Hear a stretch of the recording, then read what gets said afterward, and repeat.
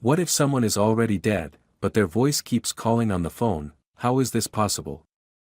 Detective Tom Spencer's footsteps echoed through the empty hallway of the Riverside Apartments as he approached Unit 4B.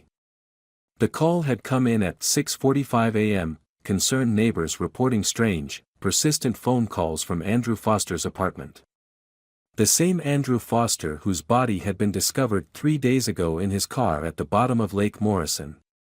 The musty smell of stale air hit him as he pushed open the door, using the master key provided by the building manager. Weak morning light filtered through dusty blinds, casting long shadows across the living room. Everything was exactly as the forensics team had left it during their initial sweep, a life frozen in time, waiting for answers that might never come. The phone's ring pierced the silence, making Tom's hand instinctively move toward his holster. He caught himself and let out a short, nervous laugh. 14 years on the force, and here he was, spooked by a phone call. The device lay on a mahogany desk near the window, its screen casting an eerie blue glow in the dim room. Unknown number. Tom's training told him to document everything. He pulled out his phone and started recording, speaking quietly into the device. Detective Thomas Spencer, badge 2274.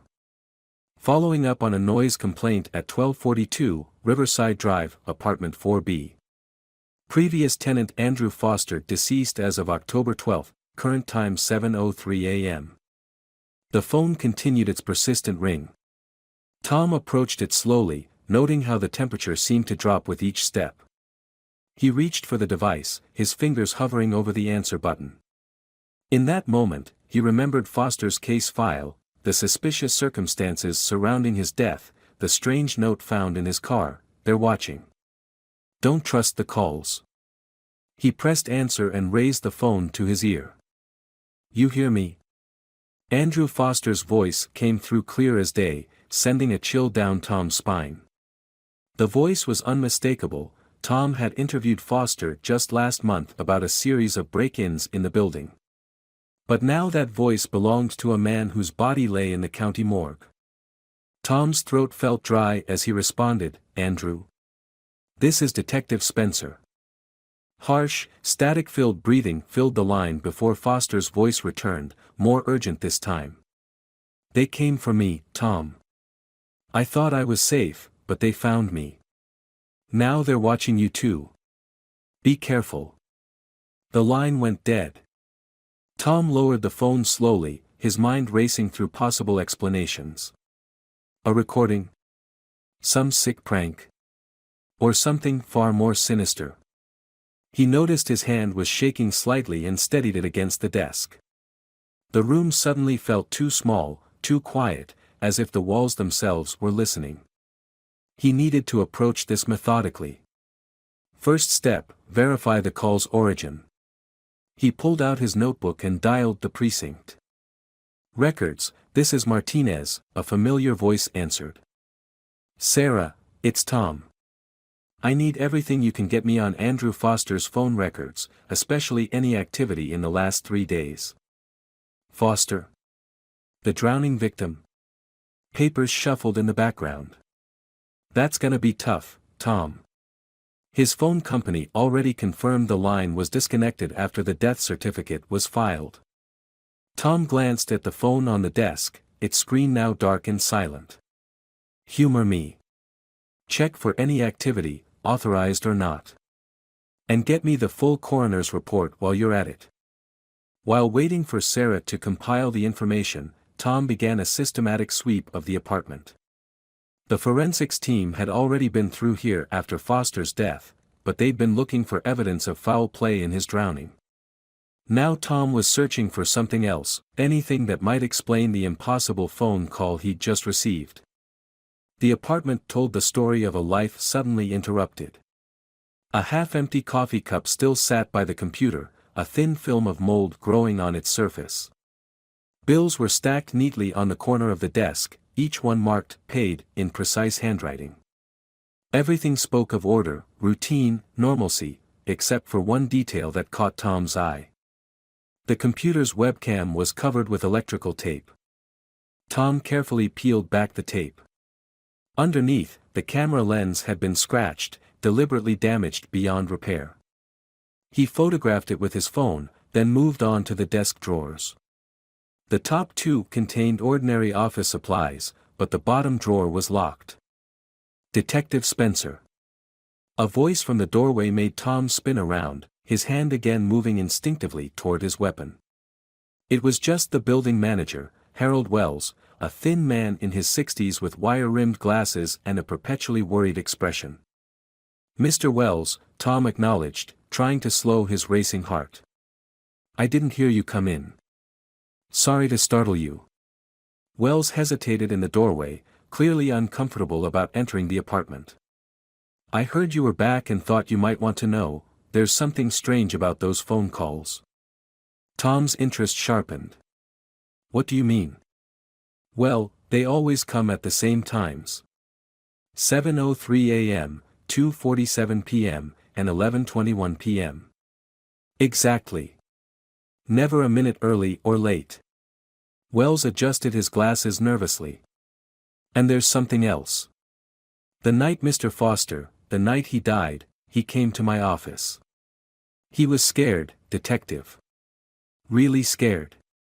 Said someone was watching him through his devices, that they'd found something they weren't supposed to see."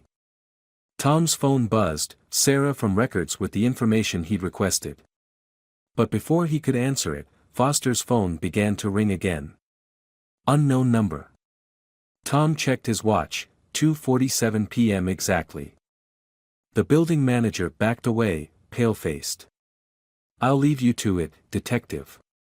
But be careful. Please." Tom stared at the ringing phone, remembering Foster's warning about being watched. The smart move would be to wait, let the call go to voicemail, analyze it properly. But something told him this couldn't wait. His hand moved toward the phone. "Hello." Tom's voice was steady despite the adrenaline coursing through his veins. Static crackled, then cleared. "You're getting closer," Foster's voice said. "The laptop. Third folder from the left on the desktop. But they're in the building now, Tom. They're coming up." The line went dead again, but this time Tom heard something else, footsteps in the hallway, moving quickly toward the apartment. He drew his weapon and moved to the side of the door, years of training taking over. The footsteps stopped just outside. A knock. "Detective Spencer." "It's Detective Lisa Chen from Cyber Crimes." Tom kept his weapon ready. "Show me your badge through the peephole." A badge appeared, looking legitimate, but Tom stayed cautious. "Slide your ID under the door." Once he verified her credentials, Tom opened the door to reveal a woman in her mid-30s wearing a dark suit, her black hair pulled back in a tight bun. She holstered her own weapon, which she'd drawn when approaching the door. "Sorry for startling you," Chen said, stepping inside. "When you requested those phone records, it flagged in our system. We've been investigating a series of similar incidents." Tom studied her carefully. "Similar to what? Dead men making phone calls?" "Not exactly." Chen moved to the window, checking the street below before continuing. "We've been tracking a group of hackers who've been targeting people with high-level security clearances. Foster worked as a civilian contractor for the Department of Defense." This was news to Tom. Foster's file had listed him as an IT consultant for various local businesses. What kind of contractor? The kind that had access to sensitive information.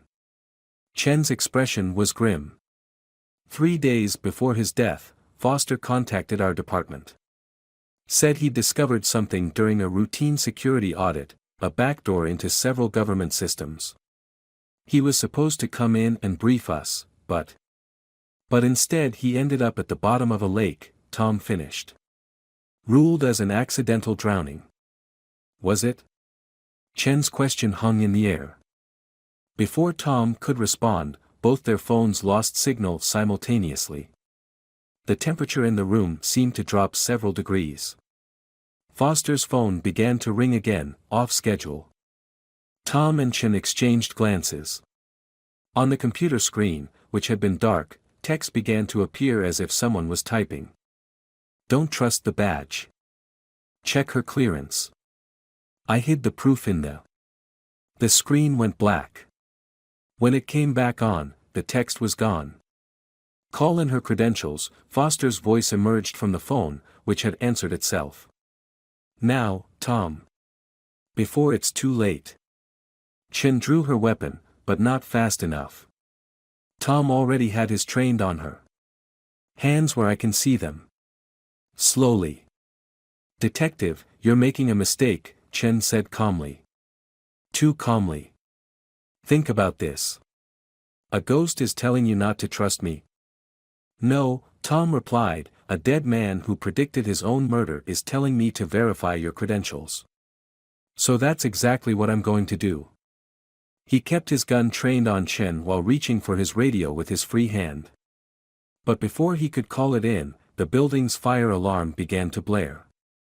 Chen used the momentary distraction to move, faster than Tom expected, knocking his weapon aside. As they grappled, Tom caught a glimpse of something on her wrist, a tattoo that hadn't been visible before, the same symbol he'd seen in Foster's case file, photographed on a scrap of paper in the drowning victim's pocket. The fight was brutal but brief. Chen was well trained, but Tom had both size and experience on his side. He managed to subdue her, cuffing her hands behind her back just as backup arrived, drawn by the fire alarm. Check her credentials, Tom ordered the first officer through the door. And get cyber crimes on the line, the real cyber crimes. As they led Chen away, Tom returned to Foster's computer. The screen remained dark, but the webcam light was blinking despite its damaged lens. He thought about Foster's warning about being watched through devices. Following a hunch, he turned the computer over and found what he was looking for, a small, aftermarket wireless card that didn't match the computer's specifications. Tom's phone buzzed with an incoming text from an unknown number, getting warmer. But this goes deeper than you know. The real evidence is in the lake. With me. He stared at the message, remembering Foster's waterlogged car, the allegedly accidental drowning. What if? 2 hours later, Tom stood at the edge of Lake Morrison, watching as the police dive team prepared their equipment. The autumn sun was setting, casting long shadows across the water's surface. The lake looked peaceful, betraying no hint of its secrets, or its dead. You sure about this, Spencer? Captain Rodriguez asked, joining him at the water's edge. Do you know how much paperwork I had to file to get approval for another search? Tom handed her his phone, showing her the string of messages and evidence he'd collected. Foster was investigating something big, Captain. Something worth killing for. That woman claiming to be Detective Chen. Her credentials were completely fake, but high quality enough to fool initial checks. This goes way beyond a simple drowning. Rodriguez sighed, but Tom knew she believed him. She wouldn't be here otherwise. The dive team's ready. Where exactly do you want them to look? Tom pulled out a map of the lake he'd retrieved from Foster's computer files. Unlike the standard maps available online, this one had several locations marked with coordinates and cryptic symbols. One spot, marked with an X, was circled repeatedly. There, Tom pointed. That's where they found Foster's car, but I don't think they searched the surrounding area thoroughly enough. There's something else down there. Something he wanted us to find. The dive team entered the water as the last rays of sunlight disappeared behind the trees. Tom watched their lights descend into the darkness, feeling the weight of Foster's last warning.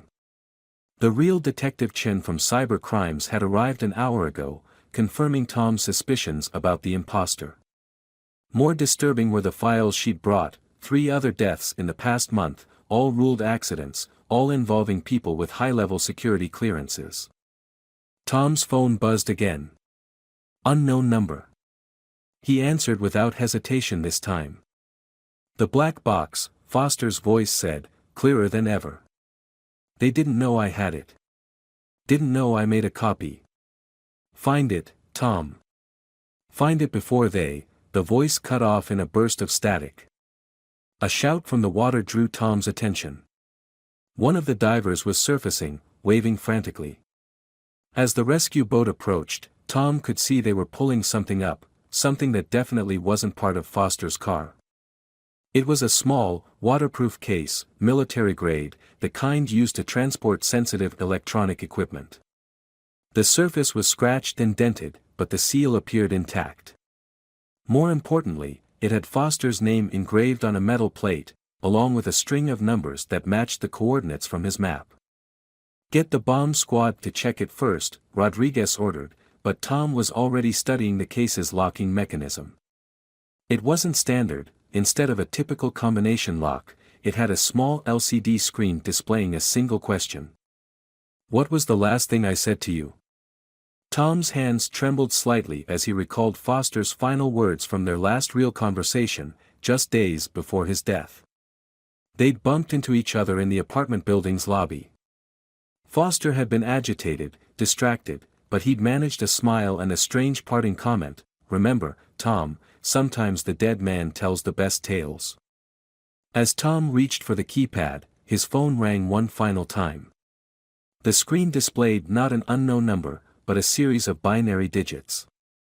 When he answered, there was no voice, only a sequence of tones that matched the rhythm of the binary code. A crazy hunch made him enter the binary string into the case's keypad. The lock clicked open. Inside, nestled in protective foam, was a hard drive and a handwritten note, "If you're reading this, I'm already dead. But death doesn't always mean goodbye. The truth is on this drive, Tom. The whole truth. About the program, about what they're really using it for, about why they had to silence me. But be careful, knowing the truth puts a target on your back. They're watching. They're always watching." Tom stared at the drive, remembering the scratched webcam, the mysterious phone calls, the fake detective. Something told him he was standing on the edge of a rabbit hole that went deeper than he could imagine. His phone buzzed one last time. A text message, "Now you know why they killed me. The question is, what are you going to do about it?" As if in response, lights appeared on the road leading to the lake, multiple vehicles approaching fast. Tom quickly pocketed the drive and note, his mind racing. The fake detective Chen had obviously made some calls after her arrest. Which meant, "Everyone out of here, now!" Tom shouted, his voice carrying across the water to the dive team. "Captain, we need to move." Rodriguez didn't waste time asking questions. She'd been on the force long enough to trust another cop's instincts. "Clear the area," she commanded, already reaching for her radio to call for backup. The approaching vehicles were less than a minute away. Tom could see their headlights sweeping through the trees, hear the sound of engines gunning. No sirens. Not a good sign. "Tom." Foster's voice came through his phone one last time, urgent and clear. "The boathouse. Go. Now." He ran, feet pounding against the wet ground, grateful for the deepening darkness. Behind him, he heard car doors slamming, voices shouting commands. A bullet whizzed past his head, kicking up dirt from the embankment. The old boathouse loomed ahead, a dark silhouette against the star-filled sky. Tom burst through the door, his eyes adjusting to the darkness. The place seemed abandoned, filled with old fishing equipment and the musty smell of rotting wood. His phone's screen lit up, displaying a blueprint of the boathouse. A small section of the floor was highlighted, pulsing red. Tom moved quickly, pushing aside an old crate to reveal a trapdoor. It opened silently, revealing a narrow tunnel lit by emergency lights. "Freeze!" a voice commanded from the boathouse door. "Federal agents." Tom dropped into the tunnel, pulling the trapdoor shut above him. Bullets splintered the wood but didn't penetrate. The door was reinforced steel, disguised as wood. Foster had planned for this. The tunnel led to a small underground room filled with computer equipment. Screens flickered to life as Tom entered, displaying what appeared to be security camera feeds from various locations, including Foster's apartment and the lake above. A familiar voice filled the room, but this time it wasn't coming from Tom's phone. It was emanating from the computers themselves. "Sorry for all the theatrics, Tom," Foster's voice said, "but I had to make sure the evidence reached the right person. What you're looking at is Project Echo, a government AI program designed to intercept and analyze all digital communications. But they modified it. Turned it into something else. Something dangerous." The screens displayed documents, photographs, lines of code. Tom's eyes widened as he began to understand. They didn't just want to monitor communications, Foster's voice continued. They wanted to replicate them. Create perfect digital copies of people's voices, their writing patterns, their behaviors. Imagine it, Tom, the power to impersonate anyone, anywhere, through any digital medium. "The phone calls," Tom said aloud. "They weren't recordings. They were AI-generated replications of my voice, yes. I programmed this system to activate after my death, to help lead you here. The real me died 3 days ago, but this version of me, this echo, remained to ensure the truth wouldn't die with me." The sound of hammering came from above. They were trying to break through the trapdoor. "There's an exit tunnel behind the main server," Foster's voice said. "It leads to a maintenance shed half a mile away. The hard drive you found contains everything, the project files, the list of people involved, the evidence of what they've done with the technology. But be careful, Tom. Trust no call, no text, no email. They can fake them all." The hammering grew louder. The trapdoor wouldn't hold much longer. "One last thing," Foster's echo said. "There's a kill switch for the entire Project Echo system on that drive. Use it, and every AI replica they've created goes dark. But they'll do anything to stop that from happening. Anything." The screens began to flicker. "My time's running out. This system will self-destruct in 30 seconds. Good luck, Tom. And remember, sometimes the dead man really does tell the best tales." The screens went dark as the trapdoor finally burst open. Tom was already running down the exit tunnel, the hard drive secure in his pocket, Foster's final warning echoing in his mind. Behind him, he heard shouts of frustration as the computer equipment began to spark and smoke. He emerged from the tunnel into a cool night air, stars twinkling innocently above. His phone was dead, Foster's program had fried it during the system's destruction. Good. No way to track him, no way to generate fake calls. But as he began the long walk into town, a question nagged at him: how many other echoes were out there? How many digital ghosts haunted the networks, pretending to be the living or the dead? More importantly, who could he trust to help him expose the truth? Because one thing was certain, the people behind Project Echo wouldn't stop until both the evidence and Detective Tom Spencer joined Andrew Foster in silence. His hand tightened around the hard drive in his pocket. Somewhere in this tangle of lies and digital deception, the truth waited to be revealed. But first, he had to survive long enough to reveal it. In the distance, sirens began to wail. Tom moved quickly through the darkness, keeping to the shadows of the trees that lined the old service road. His mind raced, processing everything he'd learned. Project Echo wasn't just a surveillance system, it was a tool for creating perfect digital duplicates of people, capable of maintaining their online presence even after death.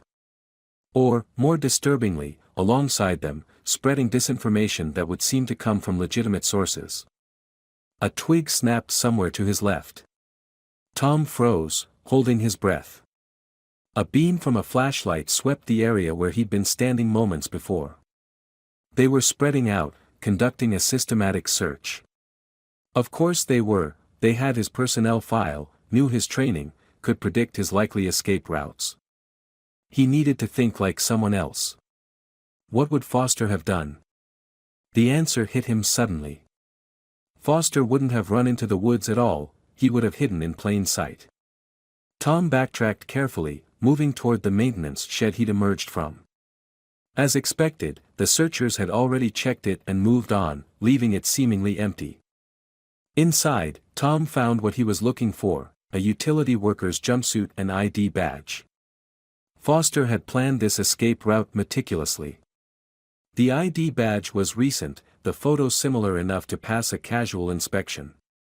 More importantly, there was a key ring with a familiar logo, Morrison County Water and Power. 10 minutes later, a utility truck drove past the police roadblock. The officer checking vehicles barely glanced at Tom's borrowed ID badge, too busy coordinating the expanding search on his radio. Tom kept his expression bored, practiced, just another utility worker pulling a late shift.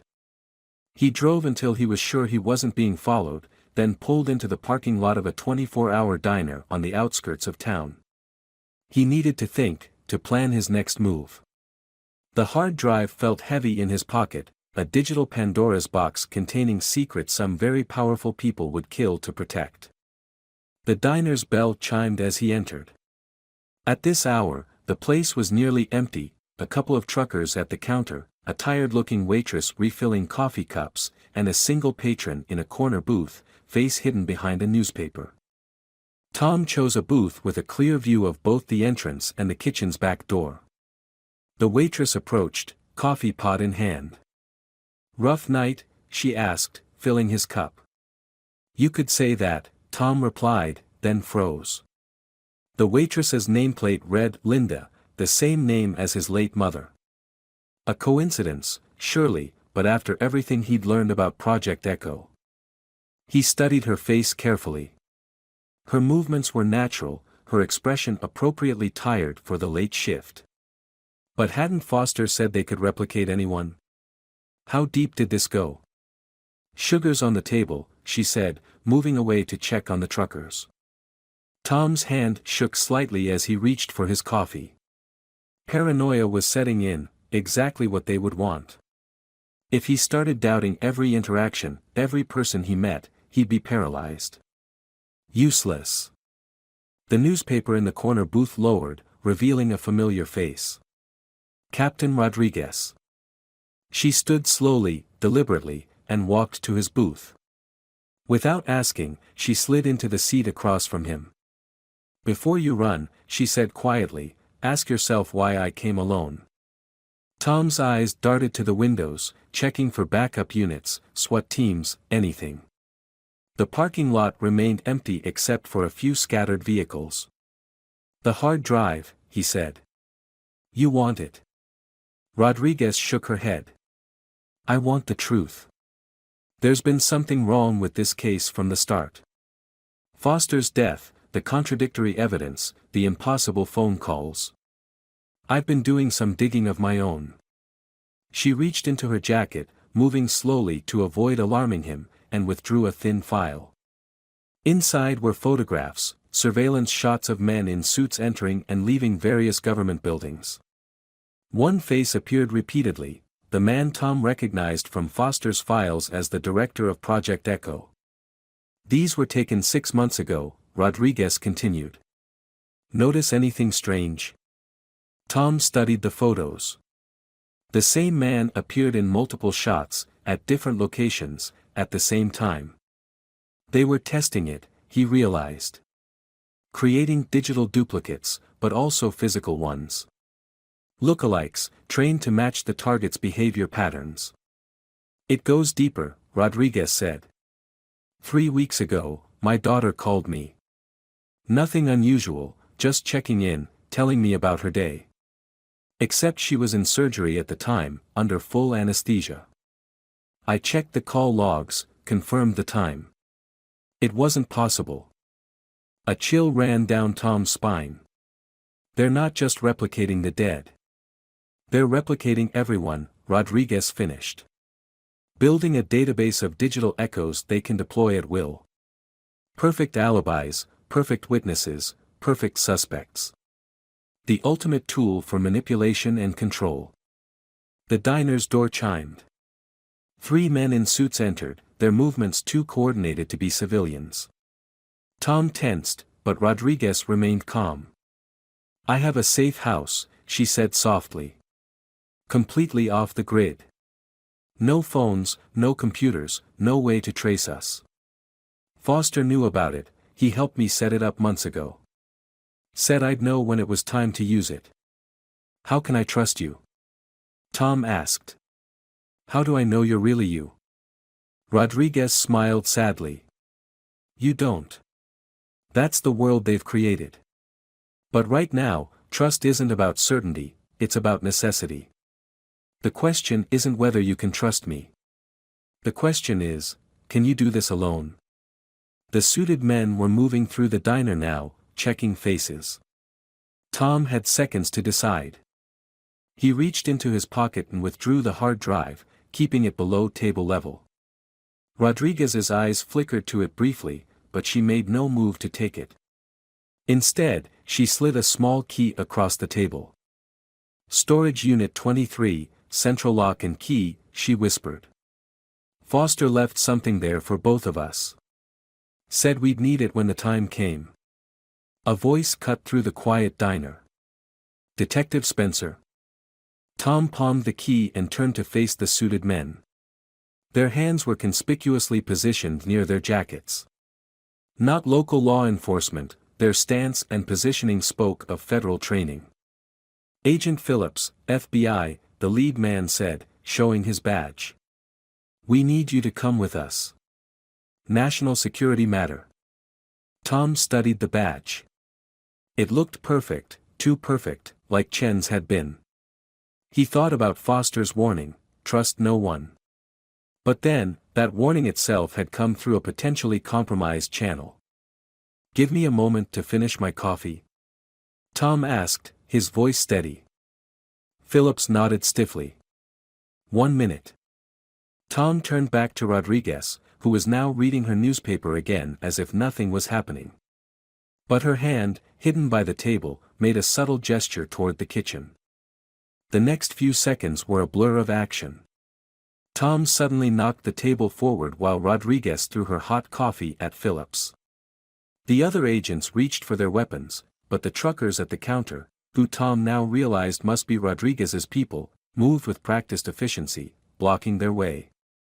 Tom burst through the kitchen, past startled staff, and out the back door. Behind him, he could hear shouts and the sound of fighting. He ran toward Rodriguez's unmarked car, where she'd said it would be. The key worked. Inside, he found a sealed envelope with his name on it, and a single line written in Foster's handwriting, the best place to hide the truth is inside the lie. Tom's fingers found a seam in the hard drive's casing.